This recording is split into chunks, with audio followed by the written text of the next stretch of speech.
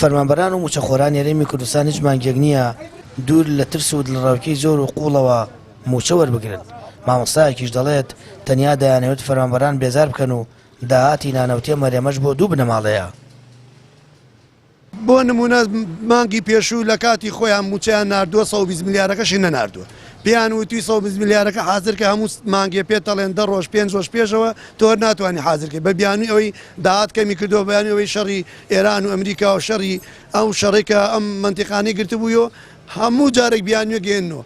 ئەم جارەش نازامی جوانیەکیان پێ نییە تەنها ئەیانەوێ ئەوان داهاتی ناوخۆ نەنێرن داهاتی ناوخۆ لە نێوان خۆیان هەموو مانگێ بەشیەکەن ئەم دوو ئیداریە تا ئەم دوو ئیداریە بەردەوام بێت تا یەکێتی و پارتی جیابن و لای ئێماڵێ یەکین لای میلەت هەموو جارێڵێ یەکین و بەڵام لە ژێرەوە گیان و هەریەکەوە بەرژەوەندی خۆی داهاتی وڵات ئەبا بۆ خۆی.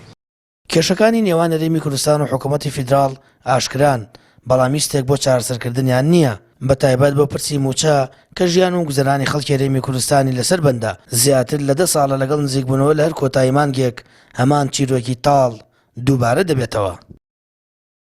وەڵڵا بەهاتنی موچەتر هەستەکەی بازار بۆژانەوەیکی بەرچاوی بەخۆیەوە بینێ تۆ کابراوەتی هەموو مانگێت تۆ لە کاتی خۆیان موچە برێ بەرنامەی ژیانی خۆ یعنی چێقینەکەی دابینەکەی ئەمانە بەڵام تۆ کابراوەتی 100 ڕۆژدارێ 45 ڕۆژدارێ بێت تێگی تۆ هیچ ئینێکی ینی بەرنامەیەکی نامێنێ ینی تۆ بێ هەتا وەکو 45 ڕۆژدارە مەعاش بێت تۆ بەرنامە نامێنێ ینی خەڵقەکە زیاترە بێوارە بەڵا وەکو خۆمان پێمان خۆشە ئیتیفاقێک هەبێت لە بینی حکوومەتی عێراق و خەرێمی کوردستانە لەبەرەوەی حکوومەتی عێراق ئێمەش خەڵکی عێراقین ئێمە هەرێمێکین لە عێراق ئیتیفاقێک هەبێت لە بینی حکوومەتی کوردی و حکوومەتی عێراقا لەبەر خاتی خەڵک لەبەر بەرژەوەندی خەڵک لەبەر ژیانی خەڵک ئیتیفاقێک بکەن موچە بێن ئەو خەڵکە ببوژێتەوە و ئیشێکی باشە.